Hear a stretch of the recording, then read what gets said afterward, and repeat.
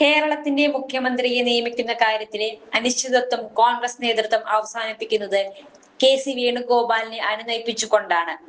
VD. Satheesan മുഖ്യമന്ത്രിയാകുമ്പോൾ 1 വർഷത്തിനു ശേഷം കെ.സിയെ കോൺഗ്രസിന്റെ ദേശീയ അധ്യക്ഷനാക്കാമെന്നാണ് വാഗ്ദാനം ചെയ്തതെന്ന് സൂചന. മുഖ്യമന്ത്രി സ്ഥാനത്തേക്ക് തുടക്കം മുതൽ ഭൂരിപക്ഷം കോൺഗ്രസ് എം.എൽ.എമാരുടെയും പിന്തുണ കെ.സി. വേണുഗോപാലിനായിരുന്നു.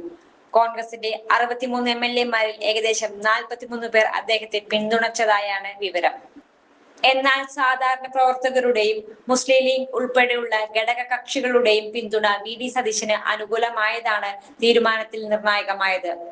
മുഖ്യമന്ത്രി പദത്തിനായി ശക്തമായി രംഗത്തുണ്ടായിരുന്ന കെ.സി. വേണുഗോപാലിന് പാർട്ടി ദേശീയ നേതൃത്വത്തിൽ നെഹ്റു ഗാന്ധി കുടുംബം കഴിവുള്ള ഏറ്റവും ഉയർന്ന പദവി വാഗ്ദാനം ചെയ്താണ് ഹൈക്കമാൻഡ് അനുനയിപ്പിച്ചതെന്നാണ് സൂചന. ഇപ്പോഴത്തെ അധ്യക്ഷൻ മല്ലികാർജുൻ ഖർഗെക്ക് 83 വയസ്സുണ്ട്. അതിന്റേതായ ആരോഗ്യ പ്രശ്നങ്ങളുണ്ട്. 1 വർഷത്തിനുള്ളിൽ അദ്ദേഹം സ്ഥാനമൊഴിയുമ്പോൾ കെ.സി. വേണുഗോപാൽ ആ പദവിയിലേക്ക് എത്തിയേക്കും. വി.ഡി. സതീശനെ മുഖ്യമന്ത്രിയായി പ്രഖ്യാപിച്ച ശേഷമുള്ള വേണുഗോപാലിന്റെ പ്രതികരണവും കരുതലോടെയായിരുന്നു. മാധ്യമങ്ങൾക്ക് മുഖം കൊടുക്കാതെ വഴുതക്കാട്ടെ വീടിന്റെ പിൻവാതിലിലൂടെ ഹരിപ്പാട്ടേക്കും അവിടെ നിന്ന് ഗുരുവായൂരിലേക്കും പോയ രമേശ് ചെന്നിത്തലയിൽ നിന്ന് വിഭിന്നമായി ഡൽഹിയിൽ മാധ്യമ പ്രവർത്തകരുമായി സംസാരിച്ച ശേഷമാണ് വേണുഗോപാൽ മടങ്ങിയത്. ഹൈക്കമാൻഡ് തീരുമാനം അംഗീകരിക്കുന്നുവെന്ന് പറഞ്ഞ അദ്ദേഹം താൻ മുഖ്യമന്ത്രി സ്ഥാനത്തേക്കുള്ള മത്സരത്തിൽ ഇല്ലായിരുന്നു എന്ന് പറയാൻ തയ്യാറായതുമില്ല.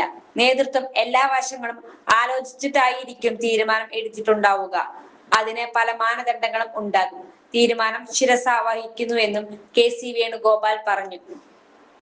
ചുരുങ്ങിയ ചെലവിൽ വീട്ടുമുറ്റത്തൊരു വിളക്ക്. വൈദ്യുതി വേണ്ട, ബാറ്ററി വേണ്ട. പൂർണ്ണമായും സോളാറിൽ പ്രവർത്തിക്കുന്ന ലൈറ്റുകൾ നിങ്ങളുടെ വീടുകളിലോ സ്ഥാപനങ്ങളിലോ എവിടെയായാലും സ്ഥാപിച്ചു കൊടുക്കുന്നു.